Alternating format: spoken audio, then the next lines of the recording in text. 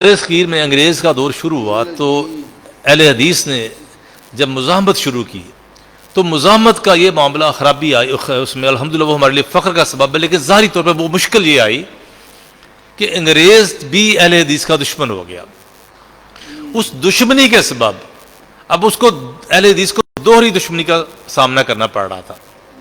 ایک طرف تو یہ تھا کہ جب آپ اس طبقے کو مخاطب کرتے ہیں جو برسا برس اپنے عقائد پہ اوپر پختہ ہے، باپ دادے سے پردادے سے ان کے عقائد چلے آ رہے ہیں، وہ دماغ بند ہو چکے ہوئے ہیں۔ ایک تو جب ان کو یہ بتایا کہ کتاب و سنت کا راستہ یہ ہے تو وہ ان کا رد عمل وہی تھا جو نبی کریم صلی اللہ علیہ وسلم کو سامنا کرنا پڑا تھا کفار مکہ کا، جب ان کو کہا گیا کہ دعوت یہ ہے، اللہ کی ذات واحد یوں ہے اور یہ معاملات ہیں، تو انہوں نے کہا ان کو پہلے انسان، میں آپ کو بتاتا ہوں، انسان کے اوپر جب دعوت توحید پیش کی جاتی ہے نا تو اندر سے وہ اس کو سمجھ آ رہی ہوتی ہے، لیکن اندر سے وہ ٹوٹ رہا ہوتا ہے۔ جب وہ ٹوٹ رہا ہوتا ہے تو وہ بہانے تلاش کرتا ہے، بہانے اپنی ذات کے لیے تلاش نہیں کرتا۔ اگر اپنی ذات کا معاملہ ہو نا تو جب مجھے کوئی آ کے کہتا ہے کہ بھئی اللہ کے علاوہ مشکل کشا کوئی نہیں ہے، اللہ پہ یقین میرا پہلے سے ہے، اب میں نے اللہ کے سوا بھی انسانوں کو مشکل کشا بنایا ہوا ہے، اور جب مجھے کوئی بندہ دلائل سے آ کے قائل کرتا ہے کہ اللہ کے سوا کوئی مشکل کشا نہیں ہے تو میرے لیے ماننا کوئی اتنا مشکل نہیں ہوتا۔ لیکن جب یہ عقیدے کی دیواریں جان ٹوٹتی ہے تو بندے کو پہلا فکر یہ پڑتا ہے کہ یار میرے بڑے جو ہیں وہ جہنم میں چلے گئے، میرے جو یہ اگر میں بات مان لیتا ہوں تو میرے بڑوں کا تو عقیدہ یہی تھا۔ اس کا مطلب یہ ہے کہ دوسرے لفظوں میں نے یہ تسلیم کر لیا کہ میرے جو بڑے تھے وہ اس وقت جہنم میں موجود ہیں۔ یہ بہت مشکل ہوتا ہے ماننا، بہت مشکل ہوتا ہے۔ پھر وہ انسان کیا کرتا ہے؟ انسان راستے تلاش کرتا ہے اپنے دل کی تسلی کے لیے، اپنے آپ کو اپنے بڑوں کو بچانے کے لیے راستے تلاش کرتا ہے۔ وہ جو راستے ہوتے ہیں وہ یہ ہوتے ہیں کہ کوئی ایسی صورت نکل آئے، کوئی ایسا کمزور سا چاہے سہارا نکل آئے کہ جس سے میرے بڑے بچ جائیں، میرا عقیدہ بچ جائے۔ اب وہ آپ سے لڑتا ہے، وہ اصل میں الجھ رہا ہوتا ہے، اصل میں اپنی ذات سے لڑ رہا ہوتا ہے، لیکن گریبان وہ آپ کا پکڑتا ہے۔ ہمارے بڑوں کے گریبان پکڑے گئے، وہ مسجدوں میں جاتے تھے، صفیں دھوئی جاتی تھی، ان کو انسان ہی سمجھا جاتا تھا۔ ان حالات میں انہوں نے یہ کام کیا۔ اب ان کے پاس دو راستے تھے۔ دیکھیے، قبر پرستی، اللہ کی ذات سے شرک، جب اس کی آپ نے نفی کرنی ہے تو جو اس میں مبتلا ہے وہ لازمی بات ہے، اس کو بڑی تکلیف ہوگی، اور جب آپ نے بھی نفی کرنی ہے تو آپ کو بھی پورے طور پہ نفی کرنی پڑتی ہے۔ بنیادی یہ بات سمجھے، آپ طالب علم ہیں، آپ نے کل کو میدان عمل میں آنا ہے، یہ بڑی نکتے کی بات ہے کہ جب آپ نے غیر اللہ کی نفی کرنی ہے، جب آپ نے قبر پرستی کی نفی کرنی ہے، جب آپ نے یہ کہنا ہے کہ یار یہ شرک ہے، دوسرے لفظوں میں تیرے بڑے سی شرک میں دنیا سے چلے گئے، تو یہ بڑا نازک سا مقام ہے۔ اب آپ نے اس کو اس طریقے سے بات کرنی ہے کہ بات بھی پوری کی جائے، بات میں کمزوری بھی نہ ہو، بات میں مداہنت بھی نہ ہو، اور بات بھی پوری کھول کے کی جائے۔ میں آپ کو بتاتا ہوں، اگر ایک شخص نماز نہیں پڑھتا، آپ اس کو کبھی اس طریقے سے واضح و نصیحت تبلیغ کر سکتے ہیں کہ چلو یار تم نماز شروع تو کرو، ابھی 2 پڑھ لیا کرو، پھر بعد میں 5 کر لینا؟ اس طرح یہ اسلام کبھی اس واضح و نصیحت کو نہیں مانے گا۔ اسلام نماز کی جب تلقین کرتا ہے، اور ایک بے نماز مسلمان سے، ایک بندہ جو کلمہ گو ہے، اسلام لے کے آیا ہے، اسلام کے ساتھ اس تمسک کا اظہار کرتا ہے، لیکن نماز نہیں پڑھتا، جب آپ اس کو نماز کی تلقین کریں گے، آپ یہ کبھی نہیں کہیں گے کہ یہ ابھی فی الحال تم صبح عشاء اور فجر پڑھ لیا کرو، جب تمہاری تھوڑی سی طبیعت اس طرف آ جائے گی 5 پوری کر لیا کرنا۔ کبھی بھی یہ طریقہ تبلیغ اختیار نہیں کیا جا سکتا۔ یہ طریقہ تبلیغ اسلام ڈیمانڈ ہی نہیں کرتا آپ سے۔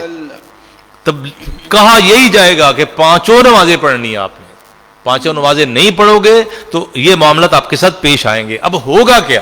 نرمی کہاں پہ کرنی ہے؟ میں آپ کو بتاتا ہوں نرمی کہاں پہ کرنی ہے۔ نرمی آپ نے اپنے لہجے میں کرنی ہے۔ بالفرض ایک صاحب بیٹھے ہوئے ہیں یہاں پہ، ان کی ایک آنکھ نہیں ہے، پنجابی میں کیا کہیں گے؟ جو سر پہ ہتھوڑا کس طرح ماریں گے؟ اوے تو کانا کس طرح ہویا سا؟ وہ جواب کیا دے گا آپ کو؟ اوے تو کانا کس طرح ہویا سا؟ اوے ایسے دس ذرا۔ وہ جواب آپ کو یہ نہیں کہے گا جی بھائی جان میں گیا جا رہا تھا، میرے پتھر لگا، مجھے چوٹ لگی، یوں۔ وہ آپ کے کہے گا تو بکواس نہ کر، تو کون ہوتا ہے اس لہجے میں مجھ سے بات کرنے والا؟ این وہی سوال الفاظ بدل کے کیجیے گا، بھائی جان یہ آپ کی آنکھ کیسے ضائع ہو گئی تھی؟ بڑی تکلیف دہ معاملہ، یہ کیسے ہوا تھا، یہ حادثہ کیسے ہوا تھا؟ وہ ایک دم یوں ہو جائے گا، اس کے اعصاب ڈھیلے پڑ جائیں گے، نارمل ہو جائے گا بالکل، کہے گا یار میں جا رہا تھا یوں حادثہ ہوا، ایک پتھر اچھٹ کے لگا میری آنکھ پہ آ کے لگا، میری آنکھ ضائع ہو گئی، بس اللہ کی مرضی ہے۔ بھائی آپ دعا دیں گے، وہ صبر کرے گا۔ سوال ایک ہی ہے، پیرائے میں انداز میں فرق ہے، صرف ایک سوال ہے، ایک سوال ہے۔ کیا سوال میں کوئی فرق ہے؟ میں نے بھی یہی پوچھا نا یار آنکھ کیسے ضائع ہوتی، دوسرے نے یہ کانا کس طرح ہوا ایسا؟ مسئلہ یہ ہے کہ ہمارے جو بزرگ تھے ان کی جو دعوت کا طریقہ تھا، ان کا جو اسلوب تھا، وہ یہ دوسرا جو میں نے طریقہ بتایا اس پہ انہوں نے وہ اختیار کیا، انہوں نے ہرگز اپنا سوال نہیں بدلا، انہوں نے ہرگز یہ نہیں کہا کہ صبح کے ٹائم اور شام کے ٹائم جو تم 2 ٹائم مزار پہ جاتے ہو اور دیا جلاتے ہو ایک وقت جایا کرو۔ یہ کوئی نشہ نہیں ہے، یہ ہیروئن کا یا چرس کا نشہ نہیں ہے کہ یار تم 8 سگریٹ پیتے ہو تو ابتدائی طور پہ 2 کم کر لو، پھر اس کے بعد 5 کر لو، پھر 4 پہ آ جاؤ، پھر 2 پہ آ جاؤ۔ یہ توحید اور شرک کا معاملہ ہے، اس میں کوئی مداحنت نہیں ہے، لیکن اسلوب نرم کرنا پڑے گا، لہجے نرم کرنے پڑیں گے۔ یہ جو طریق تھا یہ ہمارے بزرگوں کا طریقہ تھا۔ یہ 1947 میں پاکستان بنا، سب کو پتا ہے، بچے بچے کو پتا ہے کہ 1947 میں پاکستان بنا۔ یہ کسی کو نہیں پتا ہوگا کہ لاہور میں 1947 میں اہل حدیث کی 2 مسجدیں تھیں، بعض لوگ 3 کہتے ہیں، 3 کر لیں۔ لاہور میں 1947 میں لاہور میں 3 مسجدیں تھیں اہل حدیث کی، آج کتنی ہیں آپ کو اندازہ ہے؟ اس میں مجھے نہیں اندازہ کہ لاہور کے کتنے دوست بیٹھے ہوئے ہیں، لیکن میں آپ کو اندازہ بتاتا ہوں، پوری کاؤنٹنگ مجھے بھی نہیں پتا، لیکن ہم نے ایک دفعہ آج سے 2-3 سال پہلے کی بات ہے کہ ہم نے کوشش کی تھی کہ لاہور میں مساجد شماری کی جائے، تو ہم پورا کام نہ کر سکے، 500-600 تک پہنچے تھے اور ابھی کافی علاقہ رہتا تھا۔ اندازہ کیا گیا تھا کہ لاہور میں 1000 کے قریب اہل حدیث کی مساجد ہے، 3 سے 1000 کے قریب مساجد اسی لہجے سے جا سکتی ہیں۔ دیکھیے یہ وہ دور ہے کہ آپ میں سے کسی بچے کو میں کہوں نا یار یہ مجھے بال پوائنٹ پکڑاؤ، تو وہ اگر پکڑائے گا تو احتراماً پکڑائے گا، رضا کرانا پکڑائے گا اور اس کی مہربانی ہوگی پکڑائے گا۔ لیکن اگر میں اس کو کہوں نا وہ بال پوائنٹ پھڑا تو کہے گا شیخ صاحب تجھے بڑی احترام جی، لیکن اے کی لے جائے گا السلام علیکم میں نہیں پکڑاتا۔ یعنی کہ یہ کوئی پولیس اسٹیٹ نہیں ہے عقیدہ بدلنا ہے، پولیس بائی فورس ڈنڈے کے ساتھ آپ کا عقیدہ بدلوا دے گی۔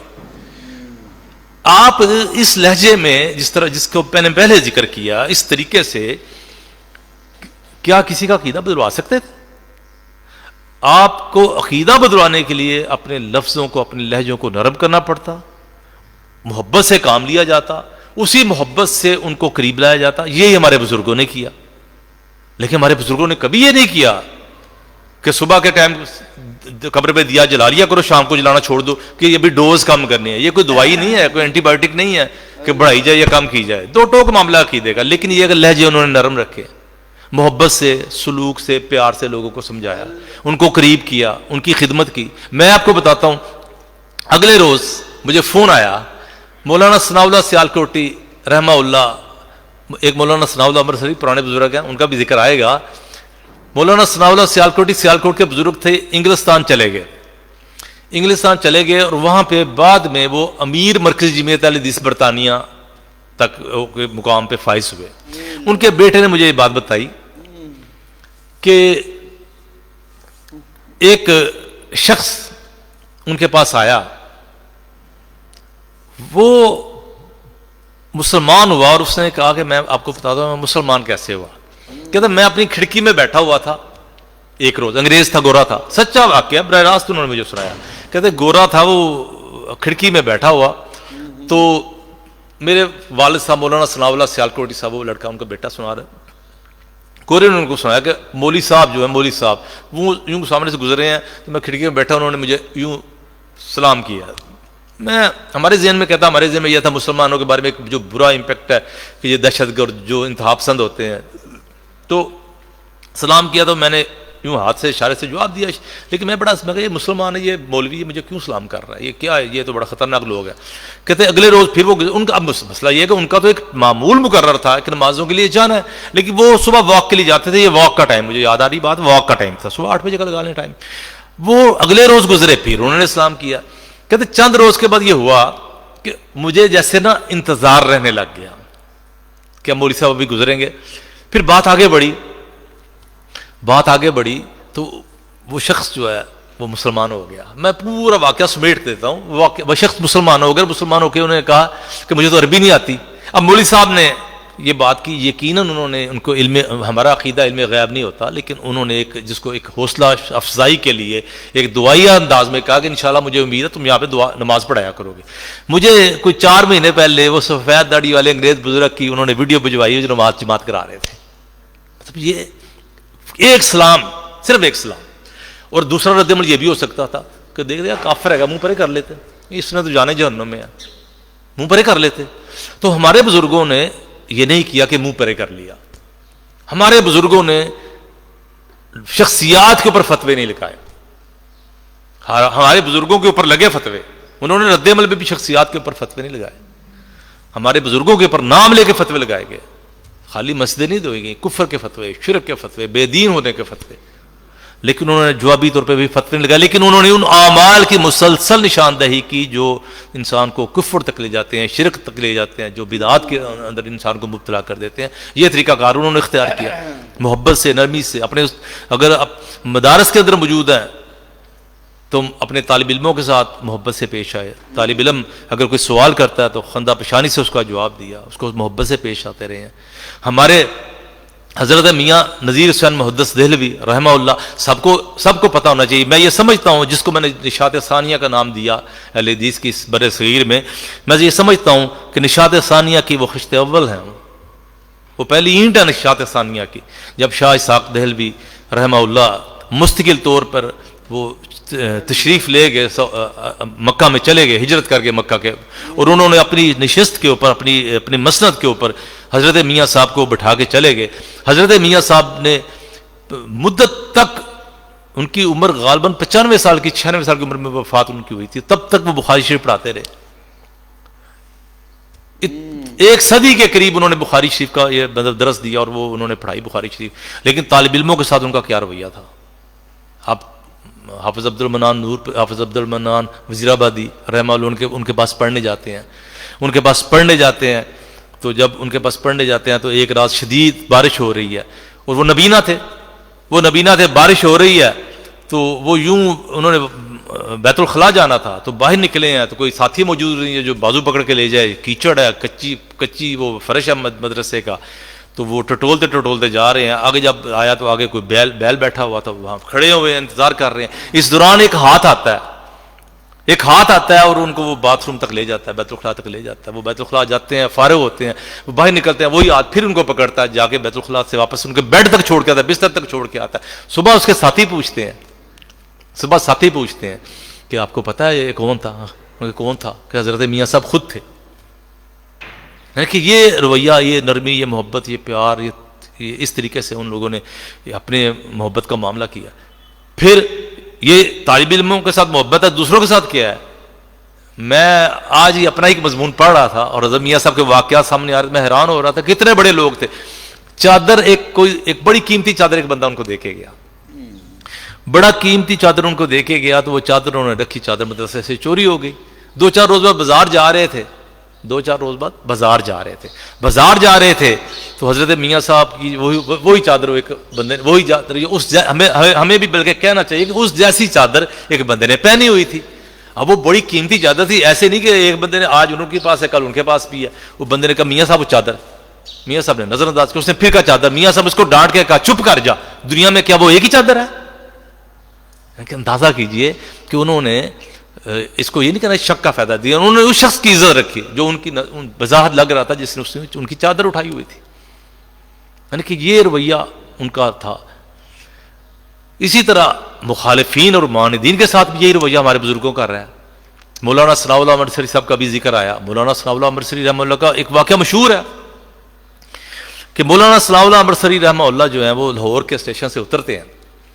لاہور کے اسٹیشن سے جب اترتے ہیں تو ایک صاحب جو ہیں ان کو کسی نے جنت کی بشارت دی ہوئی تھی, جس طرح آج کل بھی جنت کی بشارت دیتے ہیں لوگ کہ یہ کرو گے جنت ملے گی.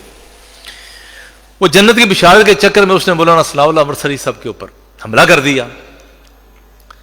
15 یا 17 بار وہ گنڈاسا ہوتا ہے, جو پنجابی میں گنڈاسا کہتے ہیں, وہ اس کے پاس گنڈاسا تھا، اس سے کلہاڑا کہہ لیں آپ، کلہاڑے سے وار کیے، 15 یا 17 18 وار کیے.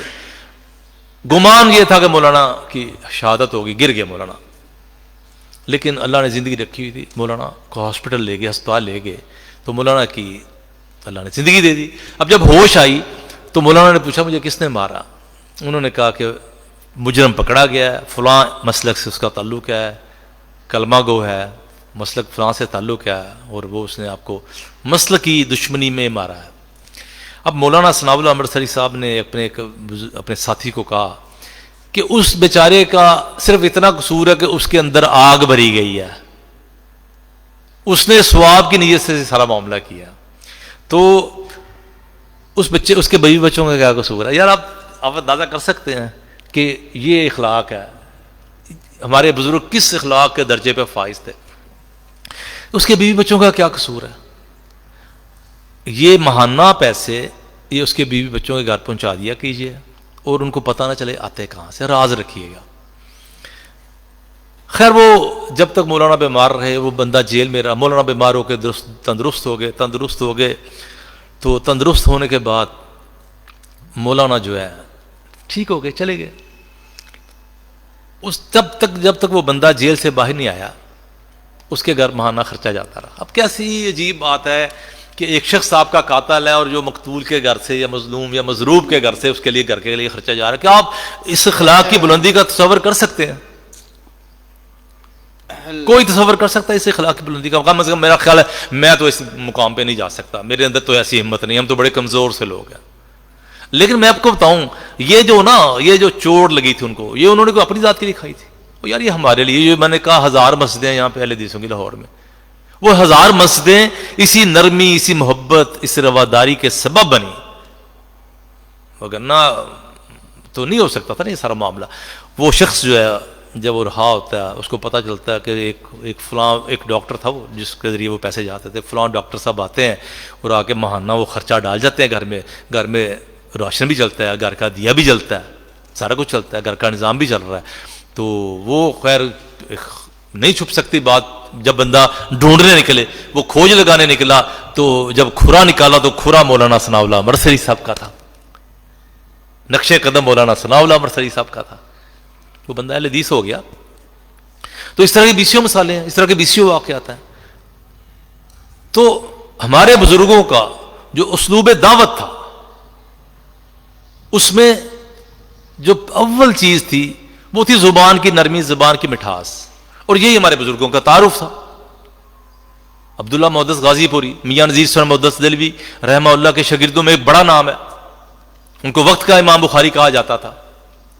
آپ اندازہ کیجئے، میں یہاں پہ آیا، مجھے برادر حسین اور حسن نے مجھے بلایا، میں یہاں پہ آتا اور میری تکریم ہے، میری عزت ہے اس ناچیز کی کہ حسن حسین کیا خود شیخ صاحب یہاں موجود ہیں، لیکن بالفرض نہ حسن ہوتے نہ حسین ہوتے، اور میں آ کے پوچھتا یار میرا پروگرام ہے، یار وہ تو بھجن وہ تو ہے ہی نہیں ہے، میرا رد عمل کیا ہونا تھا؟ آپ بتائیے میرا رد عمل کیا ہونا تھا؟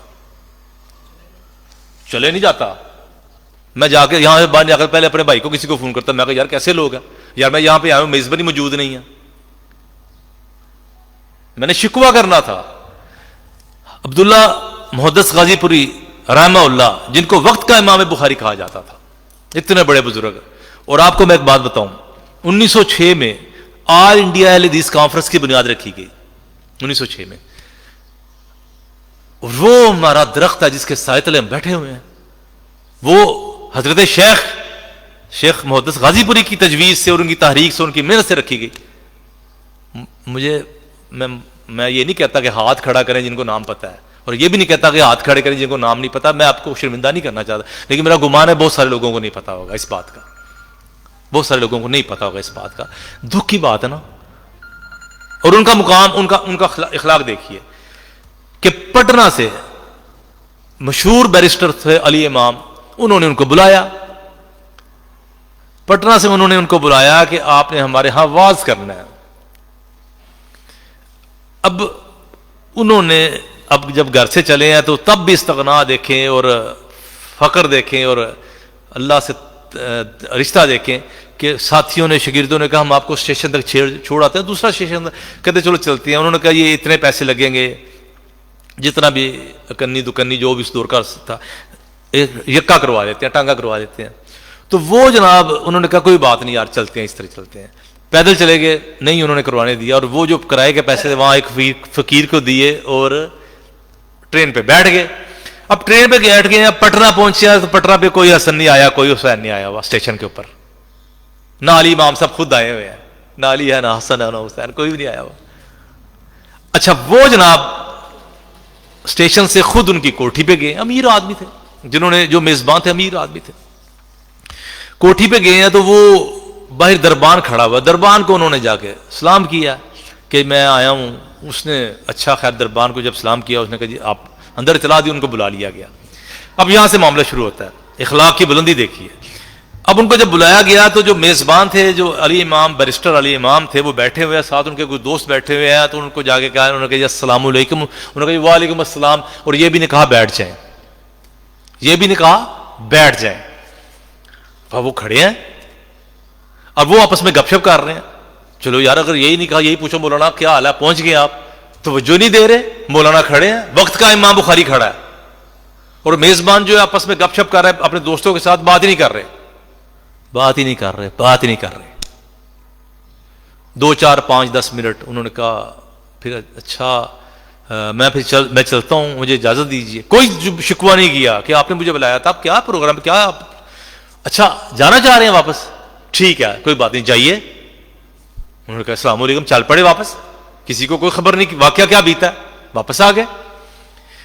مہینہ 2 مہینے گزرے, پھر ان کا خط آیا, شیخ صاحب پچھلی دفعہ محروم رہ گئے تھے, اس دفعہ پھر وقت دیجیے.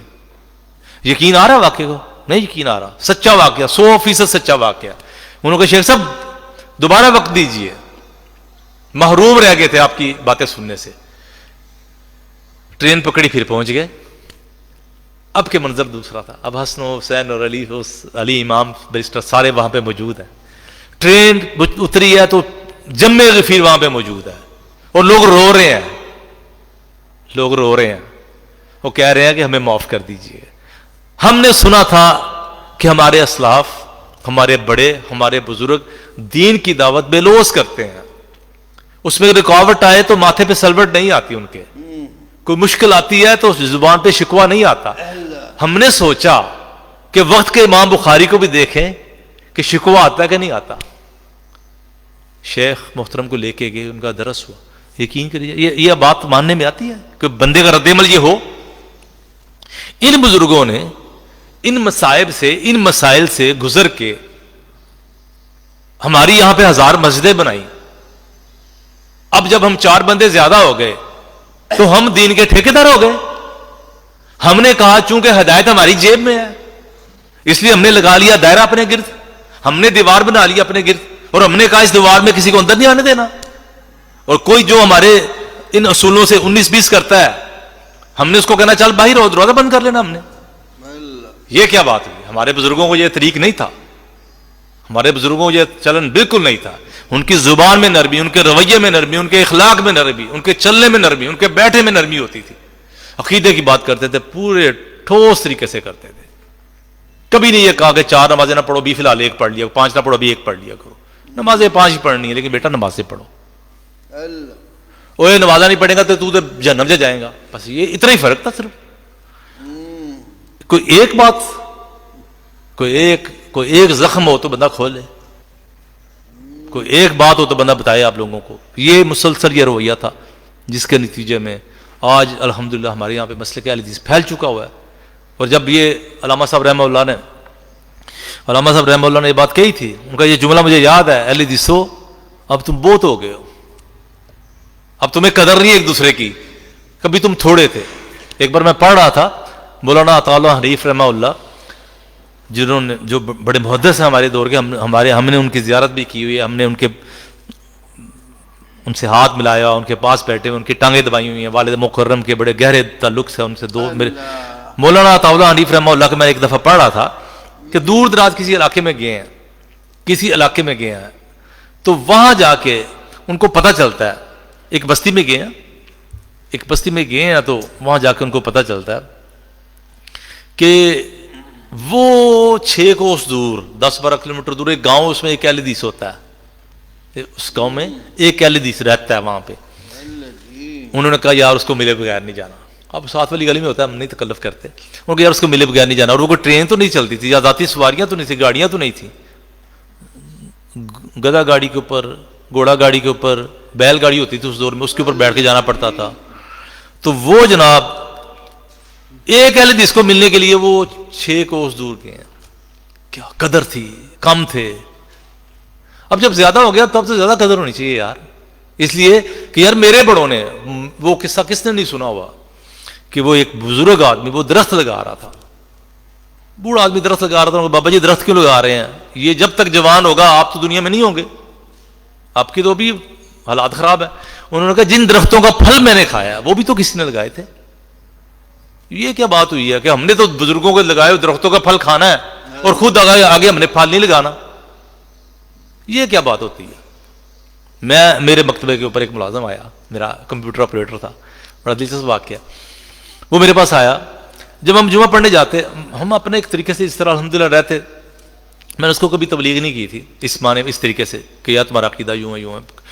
وہ 3 مہینے بعد مجھے کہنے لگا جی اچھا وہ ہم دیکھتے جمعہ پڑھنے جاتا ہے، ہم جاتے ہیں اس طرف، وہ اس طرف نکل جاتا تھا. ایک مستقل روٹین تھی، ہم نوٹ کرتے تھے، ہم خاموش رہتے تھے. 3 مہینے بعد اس نے ایک عجیب بات کی. 3 مہینے بعد کہتا بھجن آپ سے ایک بات کرنی ہے. میں کہا جی کریں. کہنے لگا بھجن مجھے جس شخص نے بھیجا تھا نا، اس نے مجھے کیا کہ بھیجا تھا یہ وہابی ہیں، یہ گستاخ رسول ہوتے ہیں، ان کے ساتھ ان کے پاس تم نے کام سیکھنا ہے. گرافک ڈیزائننگ کا میرا شعبہ ہوتا تھا. ان کے پاس تم نے نا ڈیزائننگ سیکھنی ہے، کمپیوٹر کا کام سیکھنا، لیکن ان کی باتیں نہیں سننی تم نے. وہ جیسے ابو ذر غفاری رضی اللہ عنہ کو کہا تھا نا کہ کرنا جو روپ آ رہا ہے گلا نہیں سننی، ان کی باتیں نہیں سننی آپ نے. کہتے انہوں نے کہا تھا یہ گستاخ رسول ہوتے ہیں. کہنے لگے میں نے ایک بات نوٹ کی ہے، اور اس پہ الحمدللہ اہل حدیثوں کو فخر بھی کرنا چاہیے. ایک بات میں نے نوٹ کی ہے، 3 مہینے ہو گئے ہیں آپ کے پاس، جب بھی آپ لوگوں کے منہ سے نبی کریم صلی اللہ علیہ وسلم کا نام نکلتا ہے نا، آپ نے انگوٹھے کبھی چومے نہیں ہیں، درود سے آپ کی زبان کبھی محروم نہیں رہی. آپ نے جب بھی نام لیا نبی صلی اللہ علیہ وسلم کہہ کے نام لیا، درود کے بغیر آپ کے منہ سے. اور ہمیں یہ کہا گیا تھا یہ درود کے بھی منکر ہے، یہ رسول کے بھی گستاخ ہے. خود بچے نے یہ 3 مہینے بعد یہ بات کہی. 3 مہینے بعد اس نے یہ بات کہی. اس کا عقیدہ ٹھیک ہے الحمدللہ، بالکل صحیح العقیدہ آدمی وہ ہو گیا، بعد میں بہترین ہو گیا.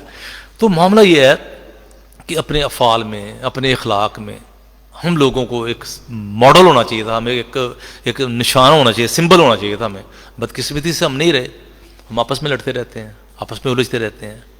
دیکھیے حق، احقاق حق، حق کا آوازہ بلند کرنا، وہ یہ ہوتا ہے.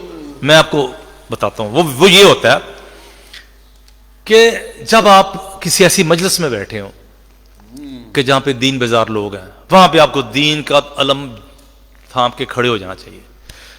معمولی سی بات، کوئی معمولی سی بات دین کے خلاف برداشت نہیں کرنی چاہیے، یہ غیرت کا تقاضا ہے. لیکن جہاں پہ آپ اپنے ساتھیوں میں موجود ہوں، وہاں پہ یا ایسے لوگوں کے پاس موجود ہو جو فطرتاً ٹھیک ہیں، کلمہ گو ہیں، دین کی طرف ساتھ ان کا تعلق ہے، یا دین کے ساتھ وہ اپنا تعلق رکھتے ہیں، جوڑتے ہیں، ان کے لیے پہلا جو راستہ ہوتا ہے، پہلا یہ ہوتا ہے ان کی اصلاح کیجئے محبت کے ساتھ، نرمی کے ساتھ. آج شکوہ ہمارے دوست کرتے ہیں، بڑا شکوہ میں اکثر سننے میں آتا ہے جی غامدی صاحب بندے بڑے گھیر کے لے گئے ہیں. یعنی کہ غلط موقف والا بندہ، اور ان کا موقف اتنے عجیب و غریب ہوتے ہیں بعض اوقات کہ مزہ کا خیز حد تک غلط موقف ہوتے ہیں، بعض اوقات دلیل ہی کوئی نہیں ہوتی. اور وہ ان کا یہ معاملہ یہ ہے، خاص طور پہ غامدی صاحب اور مرد والوں کو یہ معاملہ ہے کہ وہ مسئلے کو بہت زیادہ اگلے کا چہرہ دیکھ کے بیان کرتے ہیں. الحمدللہ ہم اہل حدیث ہیں، ہمارا تو یہ اللہ کا شکر، اللہ تعالیٰ نے یہ ہمارے لیے فخر ہے کہ ہم کسی کا چہرہ، بادشاہ کا بھی چہرہ دیکھ کے مسئلہ بیان نہیں کرتے. لیکن وہ لوگوں کے اندر یہ کمزوری ہے کہ وہ لوگوں کا چہرہ دیکھ کے بیان کرتے ہیں. مجھے وہ مسئلہ یاد آ رہا ہے کہ خاتون نے سوال پوچھا کہ یورپ سے خاتون تھی کہ جی وہ غیر مسلم مرد سے مسلمان عورت کی شادی ہو جاتی ہے. تو انہوں نے، اب ان کا یہ ایک طریقہ کار ہے کہ انہوں نے گول مول جواب دیا. اب وہ جواب اس طرح تھا کہ مسلمان عورت کی شادی کی بنیادی شرط یہ ہے کہ جو مرد ہے، جو دلہا ہے جس سے شادی کی جا رہی ہے، وہ مشرک نہ ہو. اب یہ بظاہر بڑی اپیل کر رہی ہے بات کو، جی وہ مشرک نہ ہو، وہ بالکل اس کی ذات کے اندر شرک نہ ہو. حالانکہ اسلام کا یہ تقاضا نہیں ہے. ایک بندہ جو آج عیسائیت میں کوئی تطہیر ہو جاتی ہے، آج کوئی عیسائیت میں کوئی ایسا فرقہ پیدا ہو جاتا ہے جو عیسیٰ علیہ السلام کو کہتا ہے وہ نبی تھے، بالکل اللہ کے بیٹے نہیں تھے، وہ کہتا ہے اللہ واحد ہے، اللہ ایک ہے، توحید کے اسی تقاضے کو پورا کرتا ہے جس کا تقاضے کا اسلام مطالبہ کرتا ہے. اس کے باوجود وہ اہل کتاب رہیں گے. وہ کبھی یہ نہیں ہوگا کہ مسلمان عورت کی شادی اس مرد سے ہو جائے گی کہ وہ شرک نہیں کرتا، اس لیے کہ رسول اللہ صلی اللہ علیہ وسلم کے اوپر ایمان لانا بھی اتنا ہی ضروری ہے مسلمان ہونے کے لیے. لیکن میں حیران ہوا کہ انہوں نے کیا جواب دیا. انہوں نے یہ جملہ پیش کر کے، یہ جملہ بیان کر کے کہ مسلمان عورت کی غیر مسلم سے شادی کی گنجائش نہیں ہے، لیکن اگر وہ کوئی بندہ مشرک نہیں ہے تو وہ ہو سکتا ہے. وہ لمبی بات کر کے، وہ جس طرح ان کا ایک انداز ہے، بات کی انہوں نے. اب جب انہوں نے بات کی تو وہ اب اگلے کو کیا پیغام کیا، اب اپنے منہ سے یہ بات نہیں کی، لیکن اگلے کو پیغام یہ گیا کہ ہاں بعض صورتوں میں ہو بھی سکتی ہے. مطلب یہ وہ چیز ہے کہ جس کی بنیاد کے اوپر انہوں نے مقبولیت حاصل کی. قطعاً ہم یہ سمجھتے ہیں الحمدللہ اللہ تعالی ہمیں مرتے دم تک ایسی مقبولیت سے محفوظ رکھے، لیکن آپس میں ایک جو ہماری جو تبلیغ کا جو طریقہ کار ہمارے بزرگوں نے اختیار کیا وہ تو اختیار کرنا چاہیے نا. وہ تو بالکل یکسر فرق تھا، وہ تو بڑی پیار محبت کا طریقہ تھا. وہ اس کی بنیاد کے اوپر، یعنی کہ آج ہمارا مسلک یہاں پہ پھیلا ہوا ہے. اور اپنے شاگردوں سے محبت کا معاملہ ہو تب بھی محبت، تب بھی پیار. اور اس آپ میں سے کتنے لوگ ایسے ہوں گے کہ جو کل کو جا کے کسی مدارس میں استاد لگیں گے، استاد بن جائیں گے. مجھے امید ہے انشاءاللہ تعالیٰ سب کو ہی توفیق دے، اللہ تعالیٰ آپ کو سب کو اپنے کاروبار دے اور صاف استاد دے، اور استاد آپ بغیر تنخواہ کے لگیں. یہ تو میں دعا کر رہا ہوں نا آپ کے لیے. لیکن میں آپ کو بتاتا ہوں، ہمارے اسلاف جو تھے اپنے شاگردوں کے ساتھ ان کا محبت والا معاملہ ہوتا تھا، بڑی محبت والا معاملہ ہوتا تھا. آپ کو بھی کل کو، میں مولانا ابوالبرکات احمد رحمہ اللہ، حضرت علامہ شہید رحمہ اللہ کے استاد تھے. اب بڑا دلچسپ واقعہ ہے کہ وہ ایک بار دو طالب علم مسجد کی گیلری میں آپس میں لڑ رہے تھے. اب مسجد کی گیلری میں لڑ رہے ہیں، آپس میں وہ دینگا مشتی کر رہے ہیں، ایک دوسرے کو مار رہے ہیں. ایک طالب علم نے چھڑایا اور وہ سیڑھیاں اتر کے بھاگا. اب سیڑھیاں اتر کے جب بھاگا نا تو جو مضروب تھا جس کو چوٹ لگی وہ پھر جب اٹھا تو اس نے بھی پیچھے دوڑ لگائی. اب این اسی رنگ کے کپڑے پہن کے حضرت شیخ جو ہے وہ وضو کر رہے ہیں اور قد بت بھی وہی. وہ گیا، اس نے جا کے شیخ ابوالبرکات رحمہ اللہ کے کمر پہ جا کے زور سے مکہ مارا. کتنی بڑی بات ہے. شیخ الحدیث حضرت علامہ کے بھی استاد، حضرت علامہ کے بھی استاد ہیں. تو جا کے شیخ رحمہ اللہ کی کمر کے اوپر جا کے زور سے مکہ مارا. ایک مکہ بھی جب بندے کو اچانک ہو تو بندے کو تو نہیں پتا، شیخ کو کہ شیخ محترم کو نہیں پتا پیچھے سے کیا ایک میرے اوپر ابتلا آ رہی ہے، بلا میرے اوپر نازل ہو رہی ہے. جب شیخ کو مکہ مارا ہے تو شیخ ایک دم تکلیف کی وجہ سے بھی اور ایک اچانک ایک حملے کی وجہ سے بھی یوں چوک گئی. بھائی یہ کیا ہوا، اردو بولتے تھے. تو وہ جب انہوں نے وہ یوں کیا تو طالب علم نا وہ بھاگ گیا، اس کو بھی اندازہ ہو گیا، بھاگ گیا. شیخ نے وہیں پہ دوبارہ وضو سٹارٹ کر دیا، وضو شروع کر دیا دوبارہ، اور پتہ ہی نہیں چلا کہ کیا واقعہ پیش ہے. کوئی دیکھ رہا تھا. اس نے کہا شیخ یہ واقعہ، انہوں نے کہا چھوڑو کوئی بات نہیں. طالب علم کو اس نے معافی مانگی، انہوں نے کہا یار چھوڑو بات ختم. لیکن بات ہی نہیں کی. یار یہ مطلب طالب علموں سے محبت کا انداز تھا. یقیناً یہ آپ کو بھی کل کو اختیار کرنا چاہیے. اور یہی انداز پھر ہمارے بزرگوں میں بھی آیا، یہی انداز ہمارے بزرگوں میں آیا. میں نے اگلے روز ایک جگہ پہ یہ واقعہ سنایا اور مجھے وہ واقعہ مولانا شمشاد سلفی جو ہمارے شیخ محترم کے بڑے گہرے تعلق والے تھے، ان کے وہ ہم ذوق تھے، شیخ شمشاد سلفی صاحب نے یہ واقعہ مجھے سنایا، خود سنایا براہ راست، کہ ایک بزرگ، معروف بزرگ، نام نہیں لوں گا، وفات پا چکے ہیں، شیخ الحدیث، وہ علامہ صاحب رحمہ اللہ سے ٹائم لینے آئے جلسے کا. اب وہ جلسے کا جب ٹائم لینے کے لیے آئے ہیں تو علامہ صاحب نے کہا یا میں سفر سے آیا ہوں، تھکا ہوں، کئی پاکستان سے باہر سے آیا ہوں، ابھی اتنے دن رہ گیا تو ابھی میں ٹائم نہیں دے سکتا. انہوں نے اصرار کیا، انہوں نے انکار کیا. وہ کافی زیادہ انہوں نے اصرار کیا نا جب، تو علامہ صاحب تلخ ہو گئے، علامہ صاحب رحمہ اللہ تلخ ہو گئے. اب تلخ ہو کے انہوں نے ان کو کچھ جواب دے دیا. سلفی صاحب کہتے ہیں کہ میں جو دیکھ رہا ہوں کہ علامہ صاحب تلخ ہو رہے ہیں، اور وہ بزرگ جو ہیں انہوں نے پہلے تو ٹائم مانگتے رہے ہیں، جو اصرار کرتے رہے ہیں، جب یہ تلخ ہوئے تو ان کے چہرے کا رنگ بدل گیا.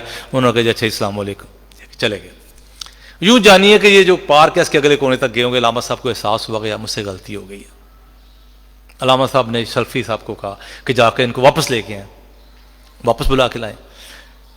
واپس جب سلفی صاحب کہتے ہیں کہ میں ان کے پاس گیا ہوں، میں نے ان کو کہا جی واپس آ جائیں، تو انہوں نے پنجابی میں یہ بات کہی تھی سلفی صاحب نے، اور چل چل رکھ اپنا لاما میں نے نہیں جانا. کہتے وہ جناب، میں نے کہا جی آپ جائیں، وہ مجھے انہوں نے ڈانٹ رہے ہیں. تو سلفی صاحب کا اپنا ایک لہجہ ہوتا، خاص لہجہ. جب کہتے انہوں نے اصرار کیا لے کے جانے کے لیے، انہوں نے انکار کیا. وہ انکار کے بارے میں سلفی صاحب نے، حضرت میں تو آپ کو اٹھا کے لے جاؤں گا، لے کے جانا تو آپ کو پڑے گا. یہ کہہ کے سلفی صاحب نے اصرار کیا، انہوں نے وہ آ گئے.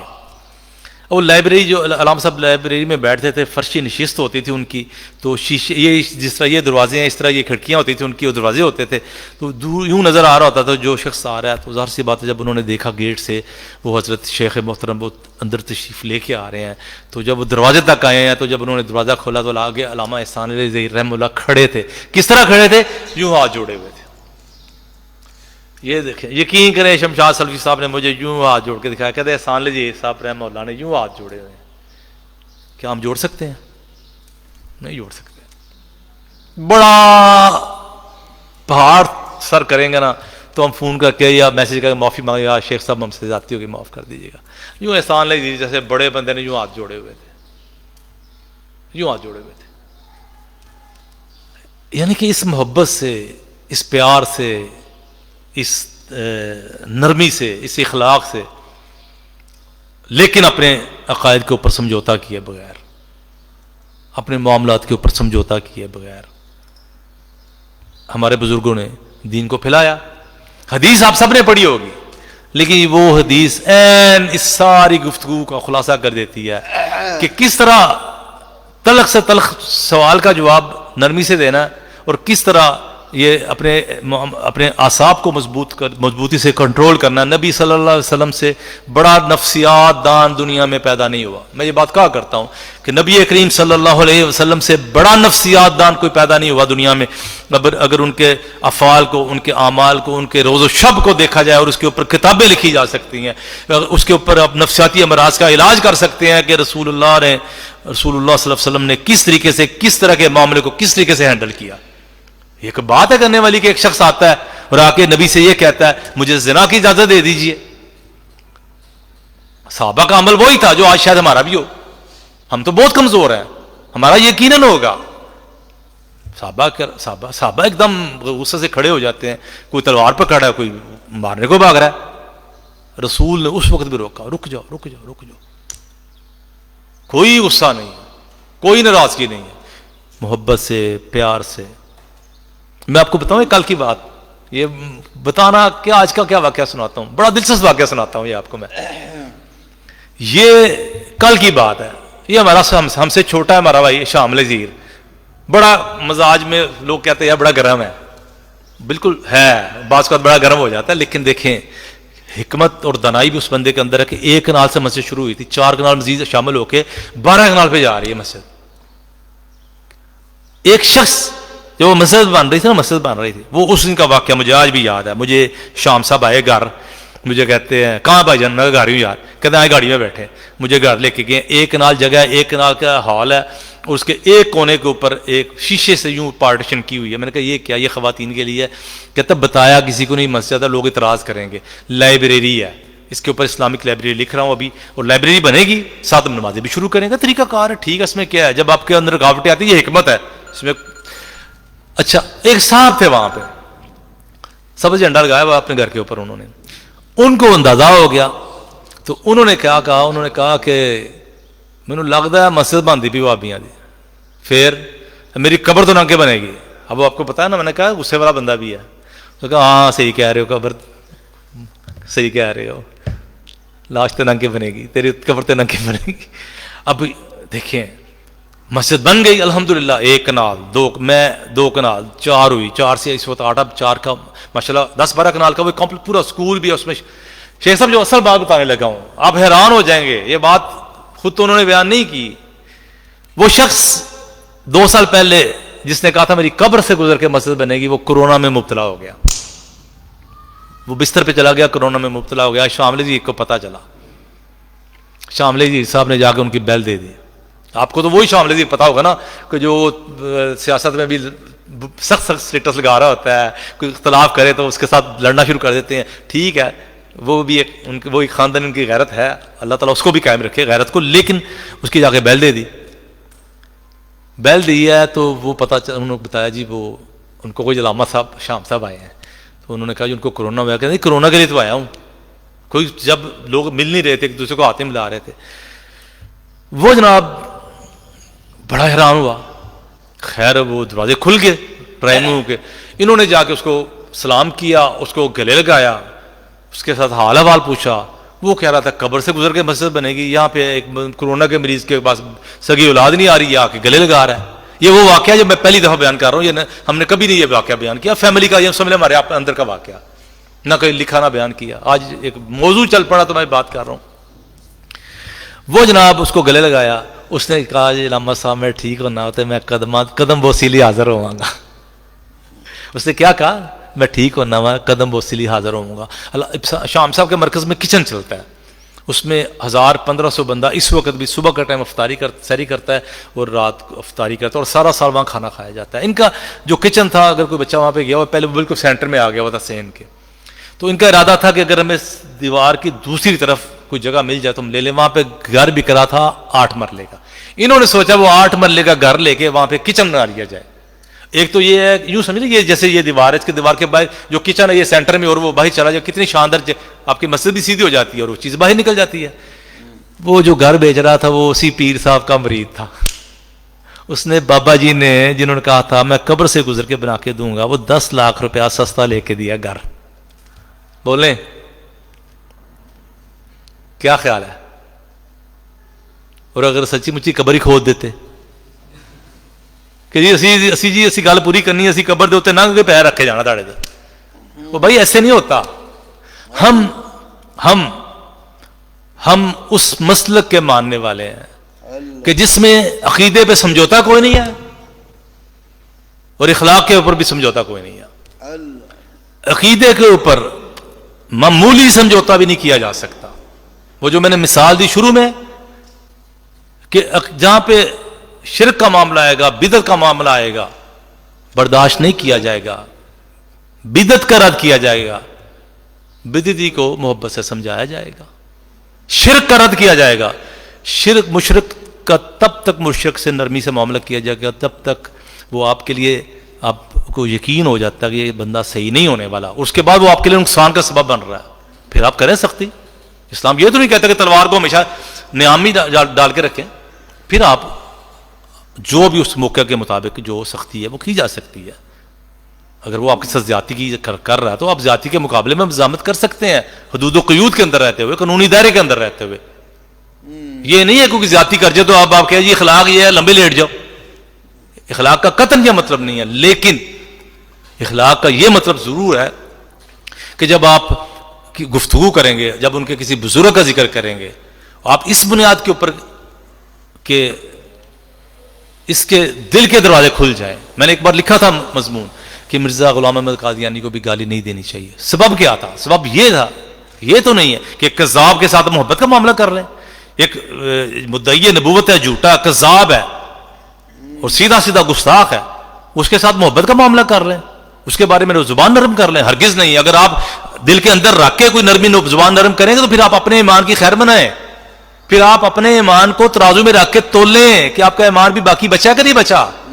صرف ایک پیمانہ ہے زبان نرم کرنے کا کہ اگر وہ شخص بالفرض کوئی ایسا شخص جو ہے اس عقیدے کا حامل ہے، وہ آپ کا ملازم ہے، آپ کا محلے دار ہے، تو آپ چاہتے ہیں اور آپ کی ڈیوٹی بھی، آپ کا فرض خالی خواہش نہیں ہے کہ آپ اس کی اصلاح کی کوشش کریں. یہ بطور مسلمان ہمارا فرض بھی ہے کہ ہمیں کوشش کرنی چاہیے اس کی اصلاح کی. تو جب آپ اس کے پاس جائیں گے تو آپ اس کے نہ میں کہتا ہوں تالیف قلب کے لیے بھی نہیں، صرف حکمت کے تحت یہ ضرور ہے کہ اس کا دیکھیں ہمارے نزدیک کذاب ہے نا، پکا کذاب ہے نا، اور جو اس کے کذب میں معمولی سا شبہ کا شکار ہوتا ہے، میں نے کیا کہا کہ اس کو ترازو میں اپنا ایمان رکھ لینا چاہیے فوراً، اس کا ایمان خطرے میں ہے. میرے والد مکرم ربوا گئے والد مکرم کسی کام سے. یہ واقعہ انہوں نے مجھے براہ راست سنایا. کہتے اس دفعہ ربوا گیا ہوں، میرا بچپن تھا، یہ چھوٹے بچوں میری 17-18 سال میری عمر تھی. کہتے اس دفعہ ربوا گیا ہوں، بڑا عجیب واقعہ پیش آیا. جو ان کا وہ بڑا جو تھا نا، اس کو غالباً وہ پتہ نہیں کیا لفظ بولتے ہیں، مربی، وہ بڑا مربی ہے، اس کے ساتھ ان کی گفتگو ہوئی، گپ شپ ہوئی، تو اب بحث چل پڑی تو ان کا ایک خاص طریقہ کار ہوتا ہے، طریقہ واردات ہوتا ہے. تو وہ کہتا ہے کہ قدوسی صاحب چھوڑیں بحث کو، ایک کام کرتے ہیں آپ بھی ہاتھ اٹھائیں، میں بھی ہاتھ اٹھاتا ہوں، دعا کرتے ہیں کہ جو گمراہی پہ اللہ اس کو ہدایت عطا فرمائے۔ والد مکرم نے کیا کہا؟ بازار تھوڑا سا جو بندہ جو اس وار کو سمجھ نہ سکے وہ کہہ سکتا ہے کہ ہاں ٹھیک ہے کرو دعا۔ میرے والد مکرم نے کہا میں دعا نہیں کروں گا، میں ہدایت کے اوپر ہوں، مجھے شبہ ہی نہیں ہے۔ جس طرح میں نے کہا نا کہ معمولی سا اگر دل میں خیال بھی آ گیا نا اگر، تو ایمان کو ترازو میں رکھ لی۔ میرے والد مکرم نے کہا کہ تم دعا کرو، آپ دعا کرو کہ اللہ تعالیٰ آپ کو ہدایت عطا فرمائے، کیونکہ تم گمراہی پہ ہو، میں ہدایت کے اوپر ہوں، مجھے اس وقت اس گمراہی کے مقابلے میں ہدایت کی دعا کی ضرورت نہیں ہے۔ بات سمجھ آئی آپ کو؟ تو مقصد کا لیکن رویہ کیا اختیار کرنا پڑے گا؟ رویہ یہ اختیار کرنا پڑے گا کہ یہ شیشمہ روڈ جہاں پہ مکتبہ سلفیہ لاہور میں، یہاں کے ساتھ مولانا غزنوی، مولانا داؤد غزنوی رحمہ اللہ کا مرکز تھا، وہاں پہ ان کا مرکز تھا، تو وہاں پہ مجلس عاملہ کا اجلاس تھا، مرکزی جمعیت اہل حدیث کا عاملہ کا اجلاس تھا۔ یہ 53 کی بات ہے، غالباً 53 میں تحریک ختم نبوت چلی تھی، جو پہلی تحریک ختم نبوت چلی تھی قادیانیوں کو کافر قرار دینے کے حوالے سے، پھر دوسری بھٹو دور میں چلی تھی جب یہ قانون بنا تھا۔ جب 53 میں یہ تحریک چلی اس حوالے سے کوئی ان دنوں وہ تحریک کے دن تھے، تو مرکزی عاملہ کا اجلاس تھا،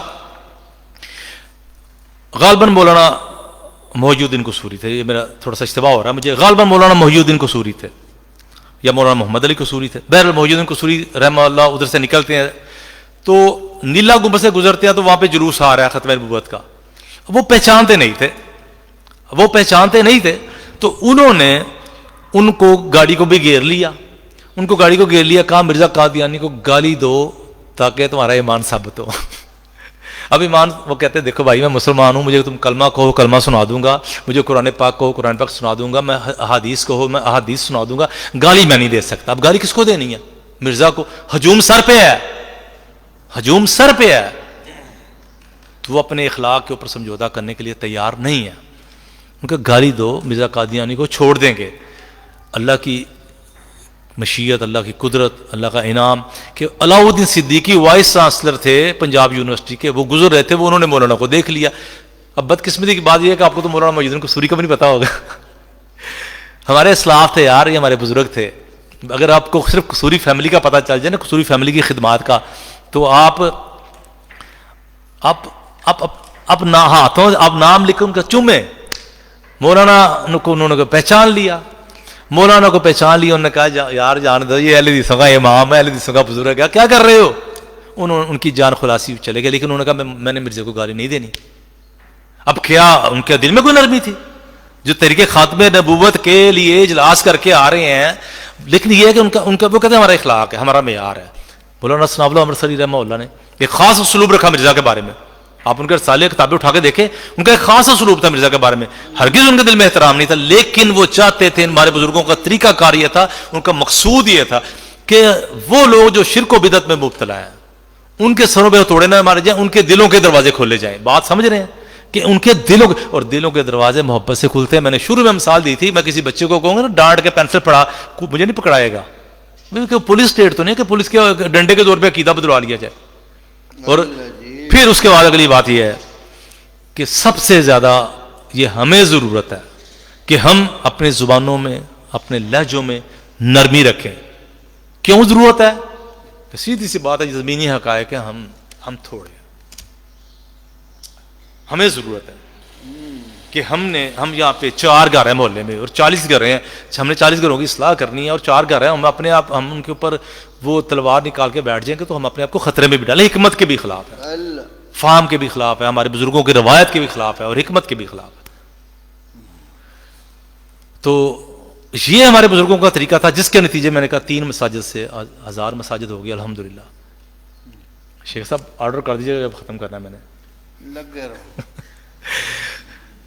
تو ہم جی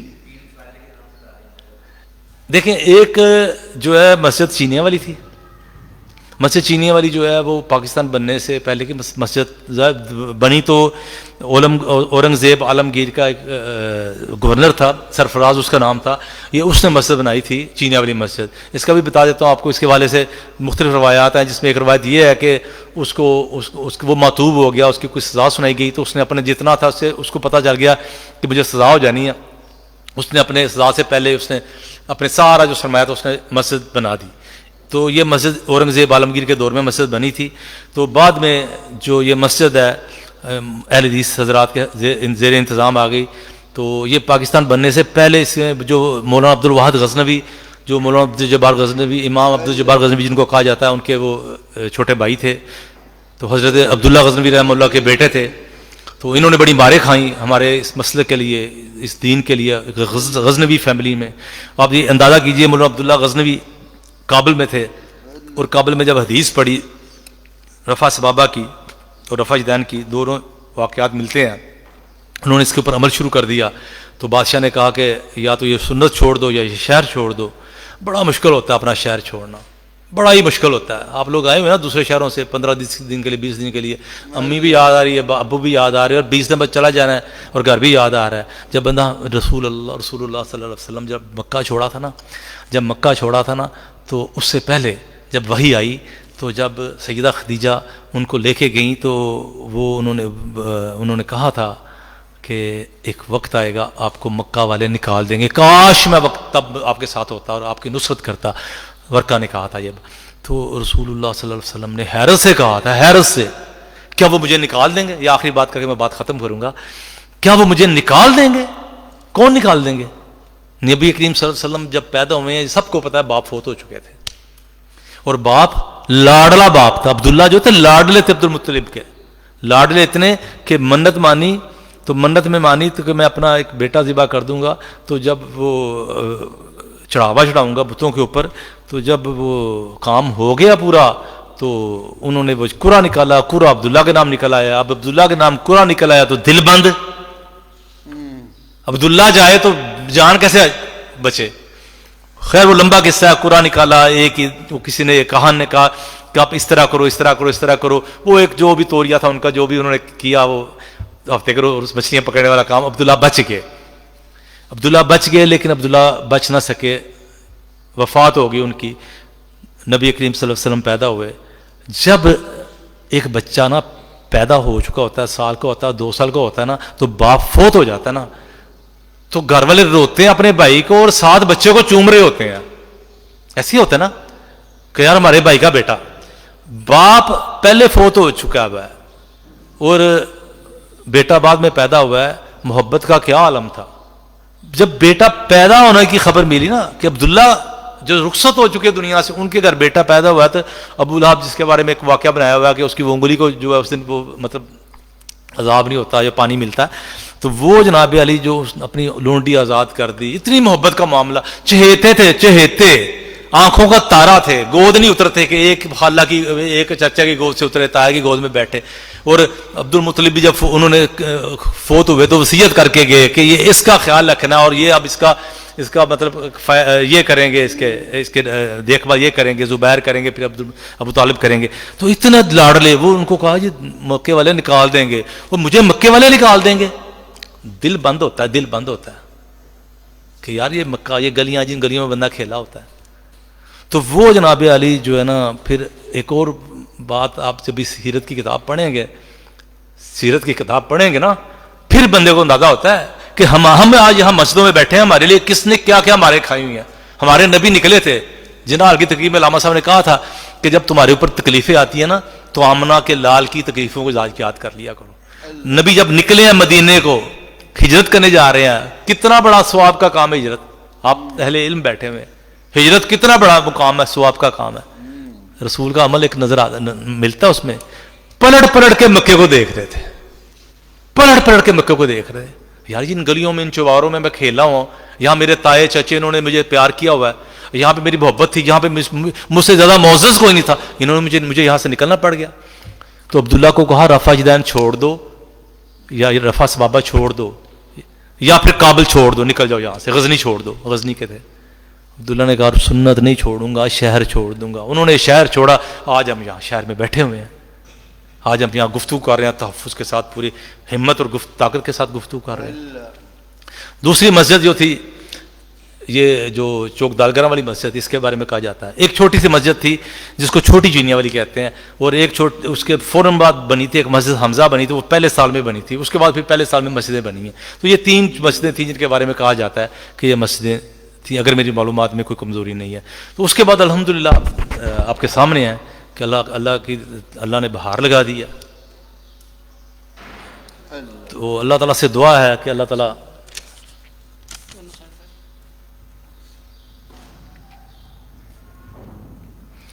برصغیر میں اتنے کم اہل حدیث کیوں تھے، وضاحت فرمائیں.